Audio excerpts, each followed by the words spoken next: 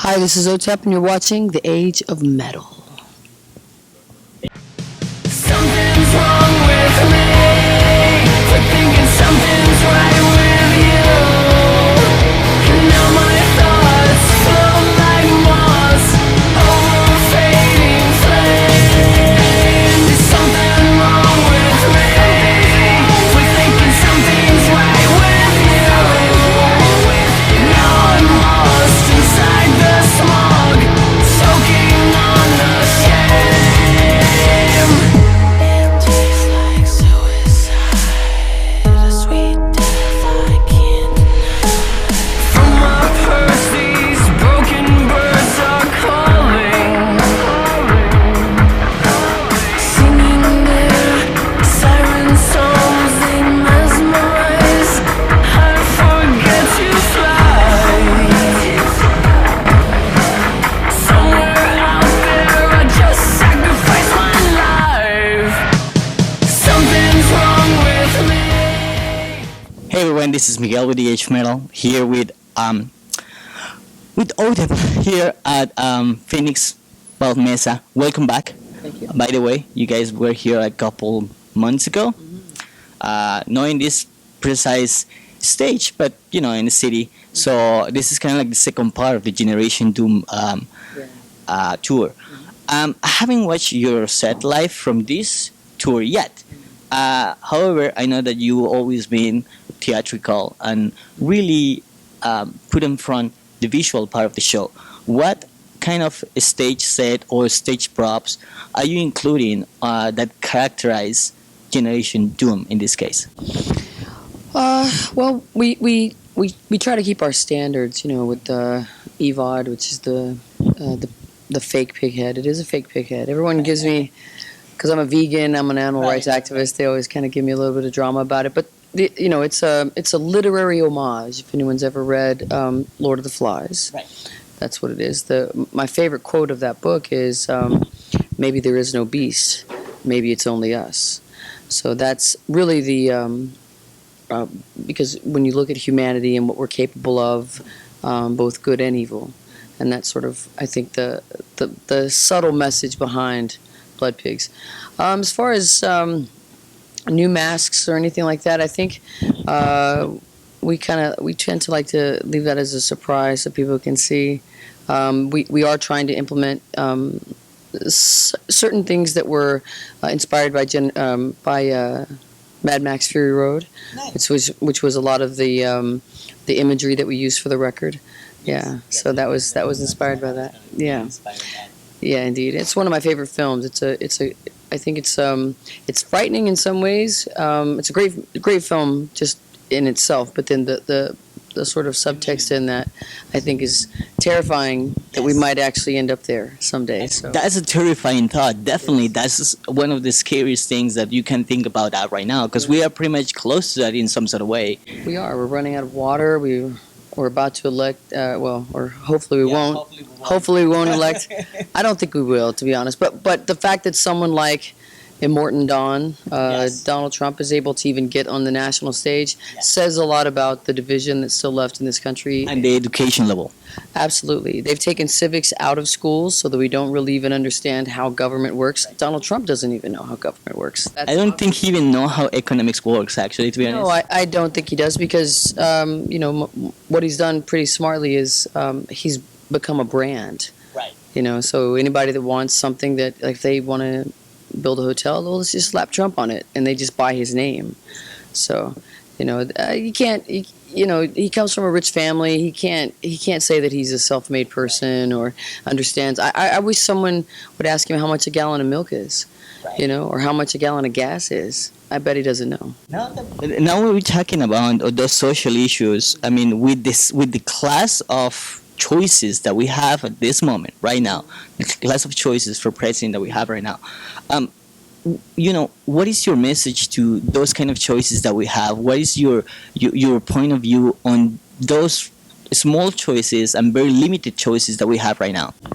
Well, I don't know if they're very limited. I think that the divide between what Trump represents and what Hillary Clinton represents are vast. Hillary Clinton is inclusive. She's always been inclusive.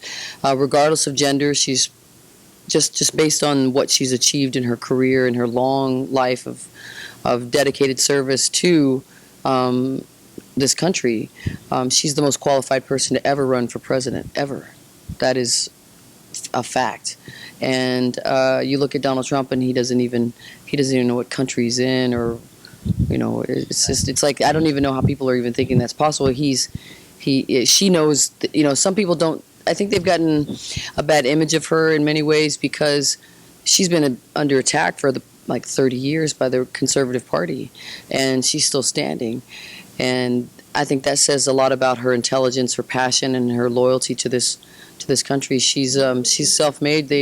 She's wealthy. She doesn't have to work another day in her life, but yet she's still dedicated to trying to do something for working people and for gay people and for minorities and for everybody in this country. So that's really important. And I think that people keep saying there's no difference between the parties, and I think that has to stop because there is. There is. One party denies climate change exists. One party panders to the religious right. One party says that gay people don't have the right to exist. So there are lines there, and they aren't the same. Maybe they get monies from the same people, but that's not the point. It's what they stand for and what they're going to do for this country. And what that message means to the people who's going to go voting for them. So, That's right. now going back, Otep, to the Generation Doom album, it came out already a couple of months ago. How has been the reception of the fans so far? Oh, I mean, we've been blown away. You're happy with that? Oh, it's so positive. I was, this to me is maybe my favorite record since the first one. It's Really? yeah, honestly. What made you say that? I just think because we went into this with absolutely no agendas whatsoever. We just wanted to write songs that meant something to us without trying to fit into a little box. Right. Without someone saying, "Oh, well, you guys are a metal band, or you're a hard rock band, or you're a screamo band, or whatever." Right. We just wanted to write songs that meant something to us, and we had such a good time doing it. And these songs are, I feel like they're rooted in where we came from as well. People called us new metal, they call us rapcore, they can call us whatever they want. I don't care.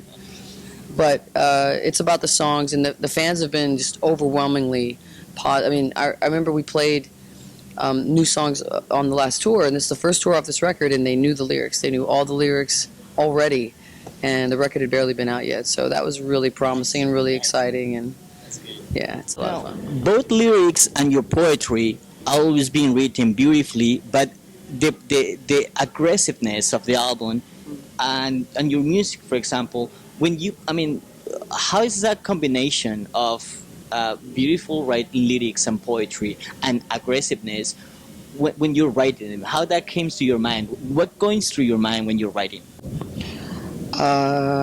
It's really, I try to turn off any sort of conscious awareness of what I'm doing. Okay. What I try to do is I try to focus on just allowing the songs to build themselves. I kind of know in certain instances what I want to say, but in other times it just kind of builds itself. And so I try to allow the songs to inhabit me for a long time and subconsciously sort of blossom in that way. So everything comes together in a subconscious way. Nice. Now the tour starts today, and I guess this is kind of like the second leg of the tour. Where's the major difference with the first leg? We're playing smaller markets on this time, but also trying to target some of the places that are actually playing us on the radio, which is a really surprising thing for us because we're an underground. Were you shocked about that? I was actually really, yeah, because we're Otep, we're like fire and brimstone, and they're like, hey, we're gonna play your song on the radio, and I was like, oh. How do you feel about that?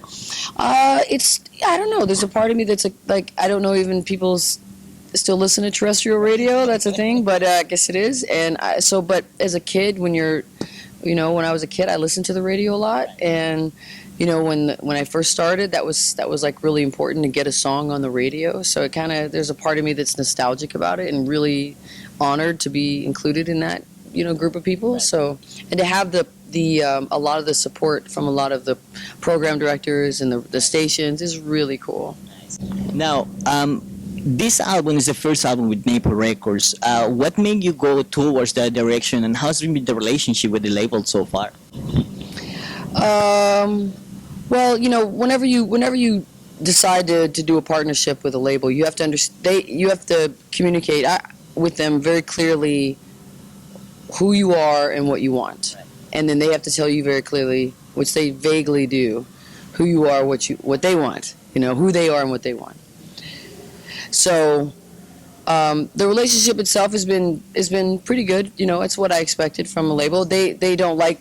There's certain songs they don't understand, like Equal Rights, Equal Lefts, which is very important to me.